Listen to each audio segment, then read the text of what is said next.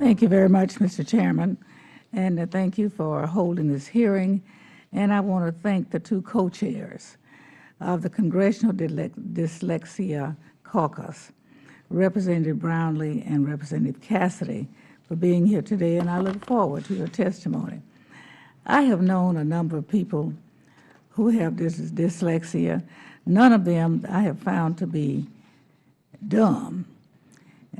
Even though dyslexia is a lifelong condition, with proper diagnosis and instruction, individuals with dyslexia can succeed in school and go on to have successful careers. We have an example of someone with dyslexia who has a successful career with us here today, and I look forward to hearing his story, Mr. Brooks. As the Science, Space, and Technology Committee, we oversee agencies that fund research from the very basic to development and deployment across nearly the entire portfolio of the federal R&D.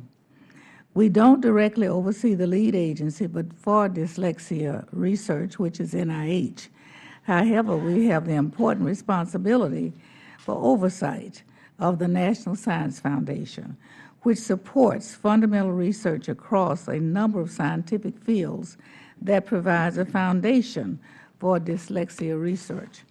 The National Science Foundation, as a leader in educational research, also funds learning science directly and indirectly related to dyslexia.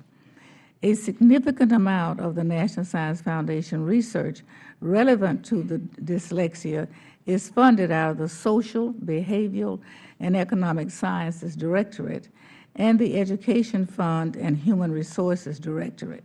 This is why I have fought hard in efforts for this committee not to slash funding for these important National Science Foundation directorates, which funds valuable research that turns out to have broader and often unanticipated applications to other high-priority research, as we are seeing here today.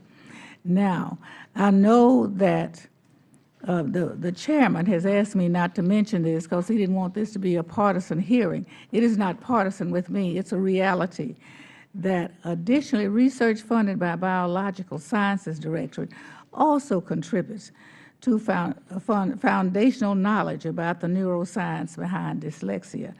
The National Science Foundation's Science of Learning Centers program supports interdisciplinary centers that advance learning research. And I look forward to hearing from Dr. Guinevere Edmond about the Gallaudet University Center, which she is a part.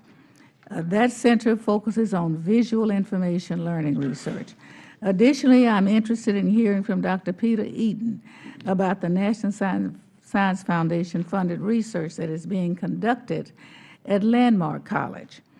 This research is investigating important questions, including how students with learning disabilities best learn STEM and how online educational environments could be adapted for students' learning disabilities.